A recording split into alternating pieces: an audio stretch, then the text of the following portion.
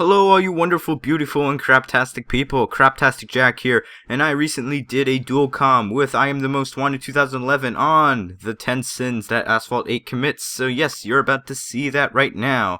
So without further interruptions, let us begin.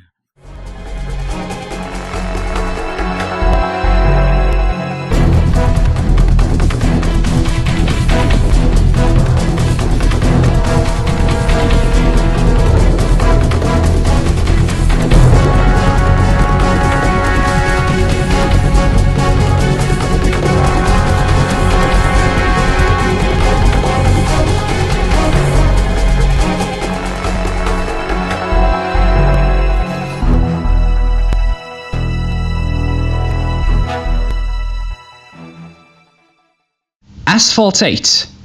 One of this generation's most played racing games hit the shelves, or more like the app stores, in 2013, and has been around since then. It is free to download on iOS, Android, and Windows-based platforms, so of course, the unfairness of a generic mobile free-to-play, pay-to-win game is expected to be present.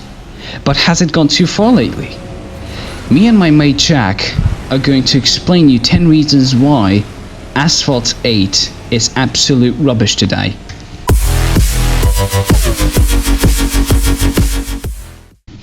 This game hasn't got a difficulty setting and instead went on and adapted a car rank system. The car rank system is basically labeling certain vehicles with numbers and using it so you can find out if your current vehicle is powerful enough for the specific event you'd like to enter.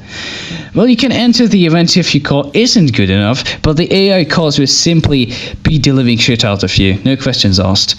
While you're given the option to upgrade your cars if you'd like to get a massive and a better way of getting a better car rank, you should just buy a new one. The idea would actually be working if the game wouldn't crap on the player's shoulders.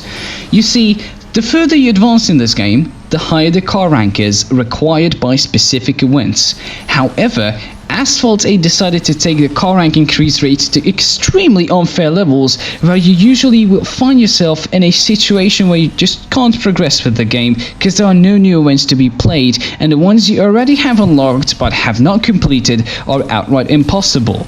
The only way out of this is simply grinding and replaying old events for about 1/3 of the credits and hope for the best.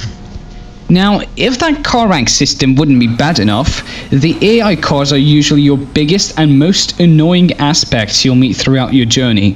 When they randomly crash, they usually crash in front of you, so you'll bump into their wreck, crashing your own car in the process too. In some other occasions, the enemy vehicles will simply try to sacrifice themselves and push you against the wall, not just slowing you down, but also wrecking you in the process in case you try to do anything about it. Of course, they escape unharmed from these situations. Or, if those things don't happen, then they're just simply going to get their infinite nitrous, get ahead of you, and disappear from the minimap if you don't wreck them in time. Yeah, the top 3 AI cars actually do that. All other AI cars are a piece of cake, but the top 3 are always more powerful on purpose. Oh, did I mention that they respawn ahead of their wrecks? Yeah, bullshit.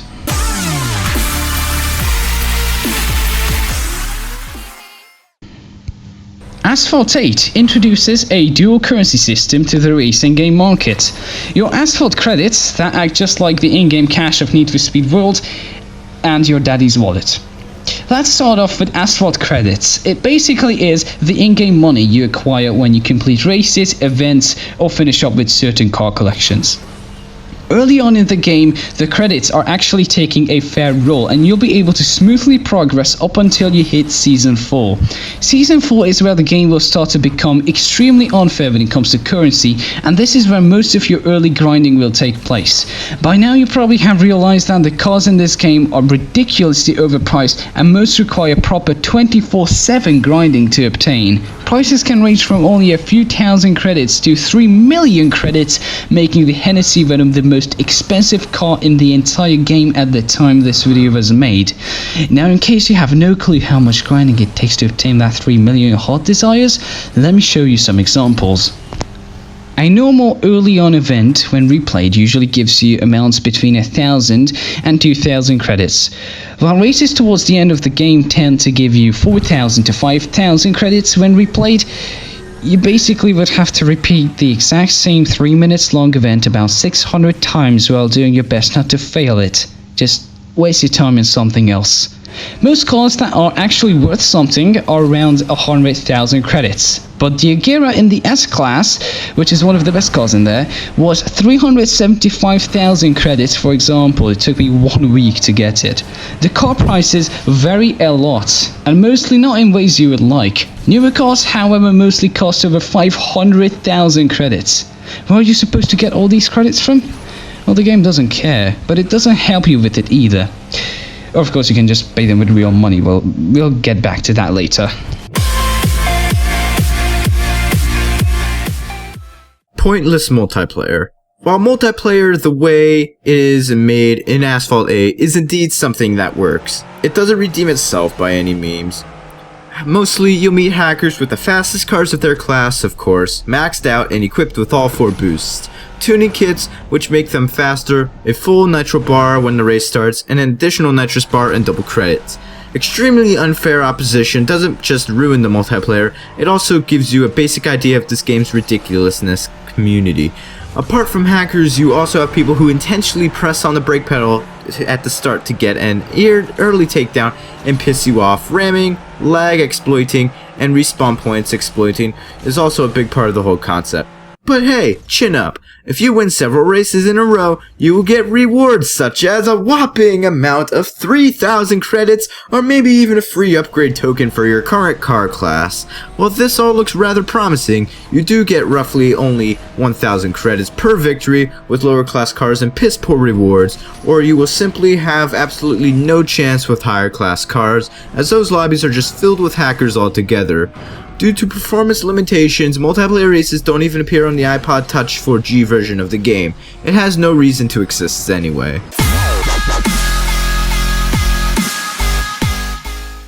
Want to wreck other scrubs into tiny little pieces with your mates? Want to form a party of legit skilled players to punish all those cheating losers for their sins?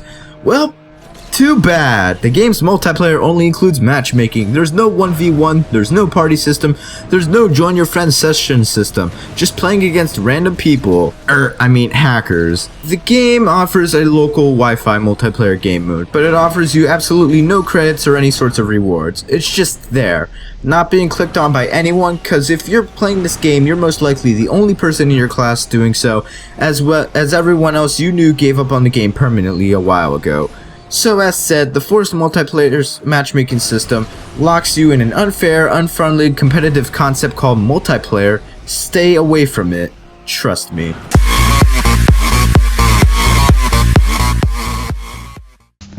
Since this is a free-to-play game, it cannot be without microtransactions. Asphalt 8 didn't actually implement a secondary premium currency within the game, but pulls the money straight out of your daddy's wallet. While this all is understandable, as lots of other games sold DLCs like this, but the way Gameloft does it is absolutely ridiculous. Premium cars have been there for quite a while, and their pricing has always been the main point of laughter when the game is being looked at. Basically, you have these premium car packs. There are some that offer you all cars from specific classes, and the prices of those packs usually range between £2 and about £20. But recently these 2 special cars packs have started appearing. I'm just going to jump into the middle of it. They expect you to pay 70 quid for 2 cars that are actually rather weak within their classes. Every time a new premium pack comes out, it becomes 70 quid, pushing the previous one's price all the way down to an extremely low amount of 35 quid. Just pause the video for a second and think about this. 70 quid for 2 cars that you don't need. Now imagine how many games you can buy from G2A.com from 70 quid. You could essentially buy all of the best things on sale at once from 70 quid. Think! Would you get like 15 decent games? Or would you get 2 unnecessary costs for a game that you're going to quit in a month anyways? The first thread ever on the official forum of Asphalt 8 is posted by a guy with an extremely wide vocabulary, I might add, who saw all this coming. I'm going to quote several sentences from his thread.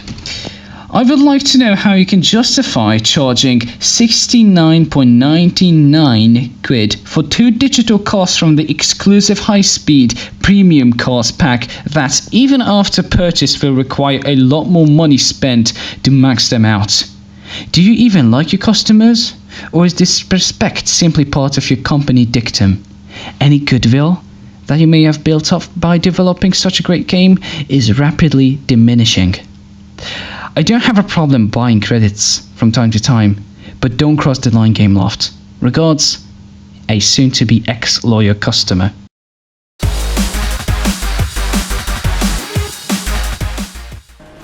So, let me explain you how events work. You enter the event with the required car or car class.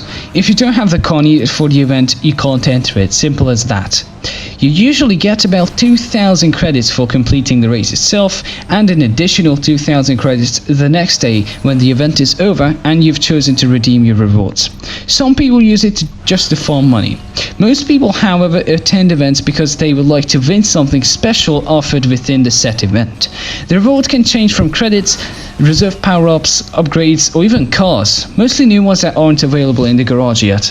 This sounds promising, and it's indeed a good idea to bring some sort of infinite flow of progression to Asphalt 8 so the people who have actually unlocked everything, I don't think people like that exist however, will have something to do with themselves, and it all will kind of encourage them to keep playing to wreck the leaderboards, because this all is based off of your lap time in the set event. Almost all events are only one lap and you can freely ignore your position in the race.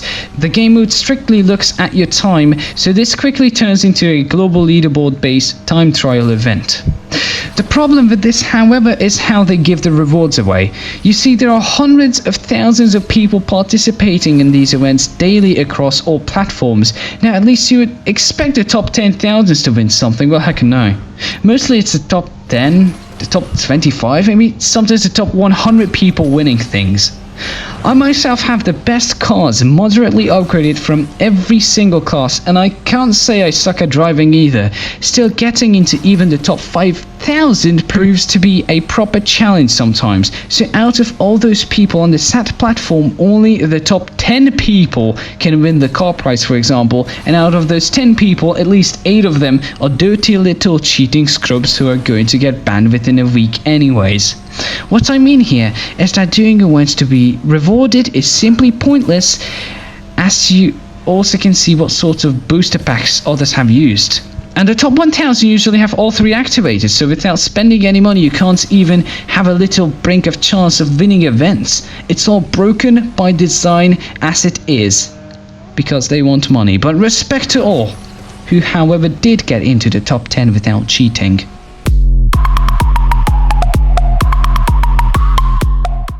We don't know what device your cheeky self is playing on, but our platform of choice here became the PC to play this on. You can call this a mobile game all you want, but this is officially ported to PC, so it is a PC game now. However, since it is a PC game, you would expect at least some form of graphical customization, so your machine would actually run with a higher frame rate than 20.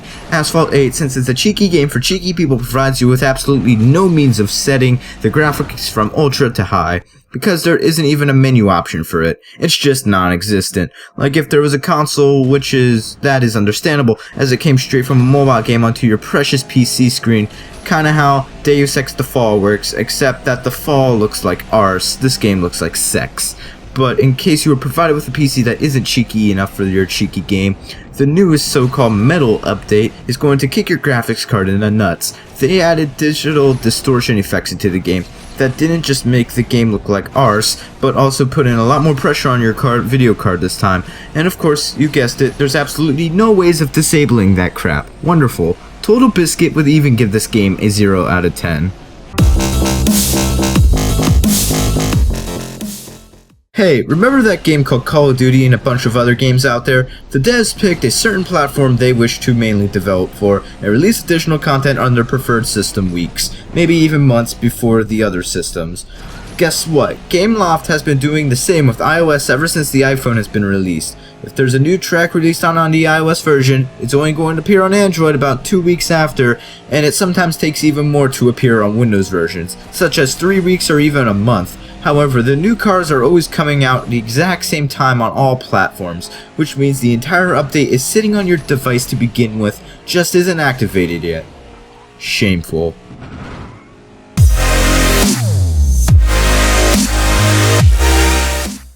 So, you thought that Need for Speed Worlds had a terrible generic community? Well, you've thought wrong, mate.